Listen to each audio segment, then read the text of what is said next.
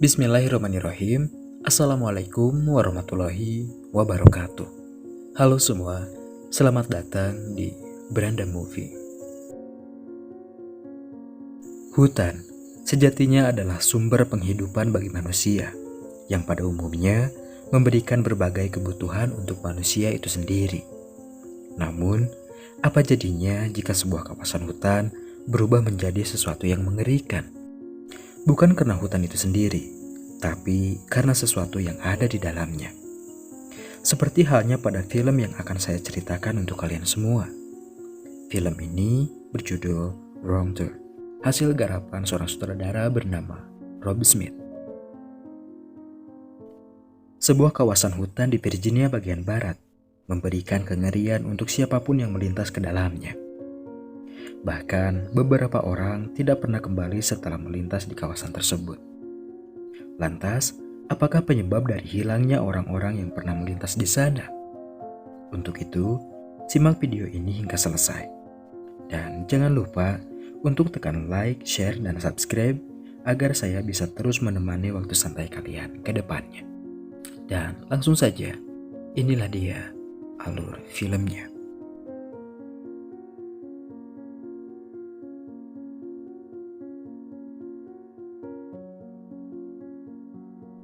Chris Flynn adalah seorang dokter. Hari ini ia akan pergi menuju sebuah kota untuk sebuah tugas. Namun sayang, perjalanannya terganggu karena pada saat itu jalan tol yang ia gunakan terjadi kemacetan panjang. Ia pun menghubungi rekan kerjanya. Namun saat itu ponselnya mati. Ia pun mengarahkan mobilnya pada sebuah rest area yang tampaknya sudah tidak berfungsi dan hanya ditinggali oleh seorang pria tua yang cukup aneh. Ia bermaksud meminjam telepon, tapi sayang, telepon di sana sudah tidak berfungsi. Lalu tanpa sengaja, ia melihat peta jalan daerah tersebut. Ia pun melihat sebuah jalan pintas menuju kota. Karena tidak ada opsi lain, ia pun segera memacu mobilnya menggunakan jalan pintas tersebut. Di tengah perjalanan, untuk mengisi kekosongan, ia pun memutar musik. Kemudian sebuah insiden pun terjadi. Karena ia tidak fokus menyetir, hingga tidak menyadari sebuah mobil di depannya, dan ia pun menabraknya dengan sangat kencang. Ternyata Chris menabrak mobil berisikan 5 orang yang hendak pergi berlibur. Namun, nasib sial mereka alami setelah mobilnya menginjak kawat berduri yang tergeletak dengan begitu saja di tengah jalan. Dan mereka semua sekarang terjebak di sana.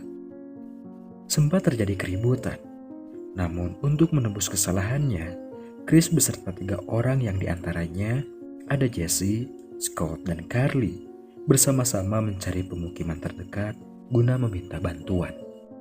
Sedangkan 2 orang bernama Evan dan Francine memilih beristirahat dan menjaga mobil mereka. Chris dan 3 lainnya pun mulai bergerak mencari bantuan.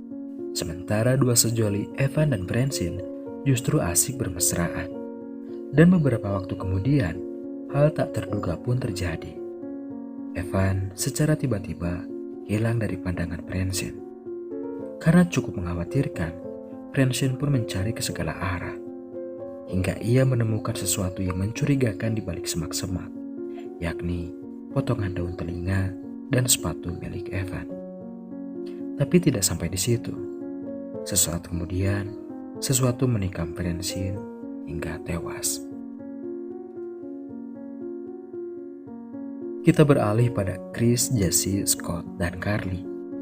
Sudah cukup lama mereka menelusuri hutan untuk mencari bantuan. Sembari mengenal satu sama lain, akhirnya mereka menemukan satu rumah yang tampaknya ditinggali seseorang. Mereka pun mendekat, namun tidak ada siapapun di dalam rumah tersebut. Karena harapan mereka hanya rumah itu, mereka pun masuk untuk meminjam sesuatu yang bisa mereka gunakan. Dan alangkah terkejutnya ketika mereka melihat seisi rumah itu.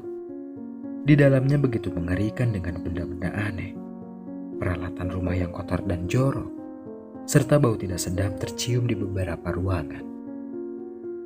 Namun sesaat kemudian, sebuah truk derek tua tiba, dan tampaknya itu adalah si pemilik rumah. Mereka pun panik dan segera bersembunyi. Kemudian, pintu terbuka.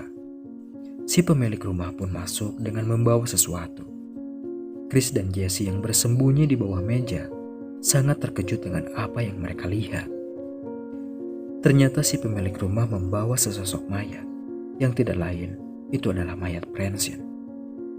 Ternyata pemilik rumah tersebut merupakan psikopat, dan yang lebih mengejutkan lagi, mereka adalah para kanibal yang berjumlah 3 orang. Chris dan yang lain pun tidak bisa berbuat apa-apa, dan bahkan mereka kini dalam ancaman besar.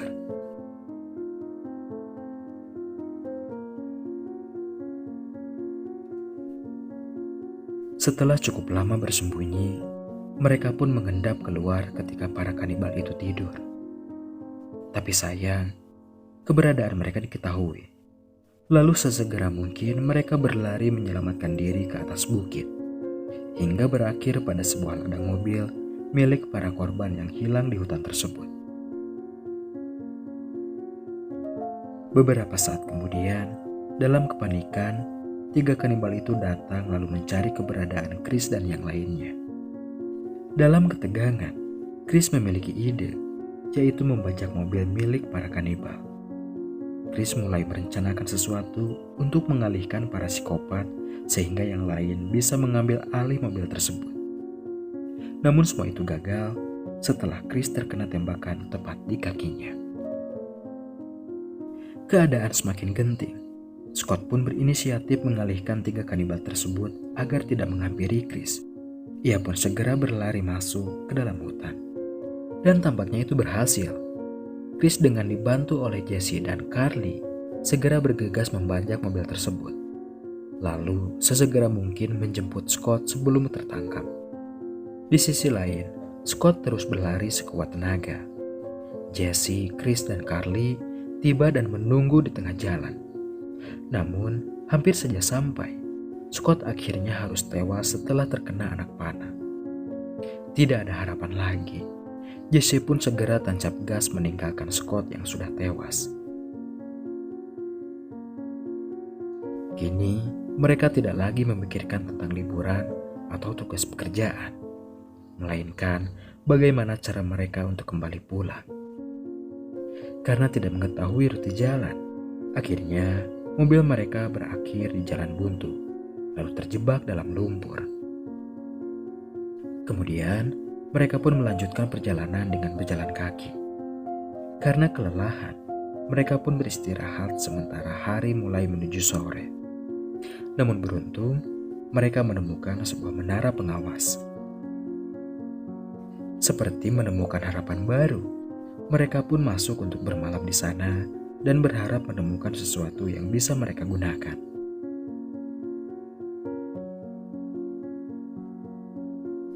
Kemudian, sembari mengobati luka Chris, Carly menemukan sebuah radio komunikasi yang masih berfungsi. Jesse pun berusaha mencari sambungan radio untuk meminta bantuan. Namun sayang, mereka belum juga mendapatkan jawaban. Namun beberapa saat kemudian, ketegangan kembali terjadi.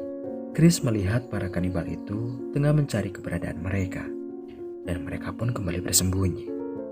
Tapi sialnya, telepon radio berbunyi tepat ketika para psikopat melintas di bawah menara tersebut, dan keberadaan mereka pun terancam. Dan benar saja, salah satu psikopat berusaha merangsek masuk, namun Chris berusaha menahannya, sementara Jesse menjawab dan memberitahukan situasi mereka saat ini.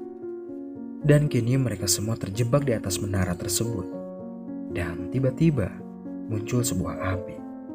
Ternyata para kanibal membakar menara tersebut. Dalam kepanikan, mereka bertiga berusaha menyelamatkan diri dengan melompat menuju pohon besar di sampingnya. Lalu akhirnya, mereka pun lolos dari kebakaran tersebut.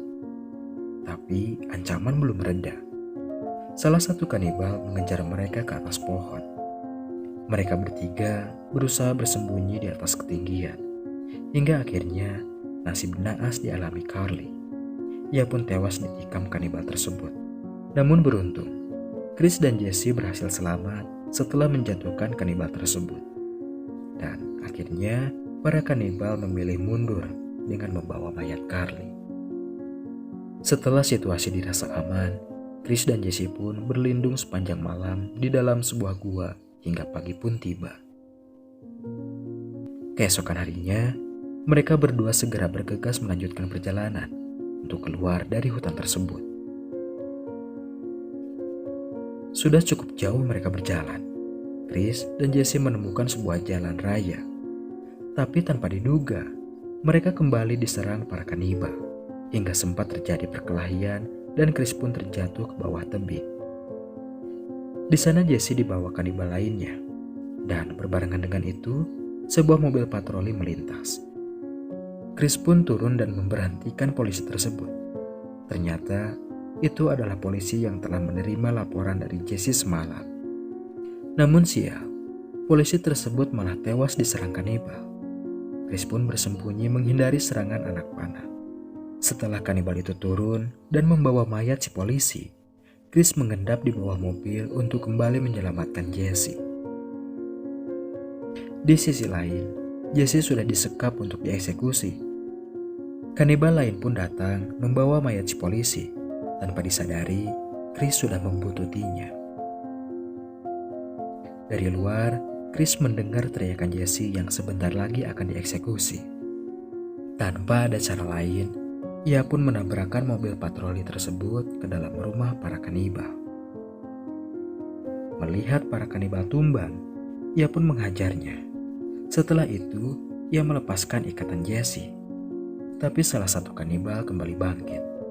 Ia pun kembali berkelahi. Namun kali ini, ia terpojok dan terancam.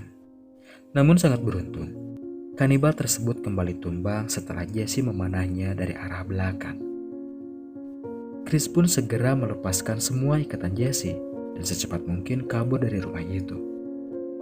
Namun ternyata para kanibal itu sangat kuat dan malah kembali bangkit. Chris pun segera keluar dan menembak jerigen berisi bahan bakar sehingga terjadi ledakan besar yang menghancurkan rumah tersebut. Akhirnya, Chris dan Jesse pun sangat lega bisa menyelesaikan mimpi buruk mereka. Dengan membawa truk milik para kanibal, mereka pun akhirnya bisa keluar dan selamat dari hutan neraka tersebut. Dan film pun berakhir. Di akhir film diperlihatkan, seorang polisi tengah berpatroli dan mendapat laporan sebuah kebakaran di dalam hutan. Ia pun segera mengecek ke lokasi kejadian, dan inilah fakta mengejutkannya. Ternyata, para psikopat kanibal tersebut masih hidup dan kembali menebar teror untuk siapapun yang masuk di kawasan mereka.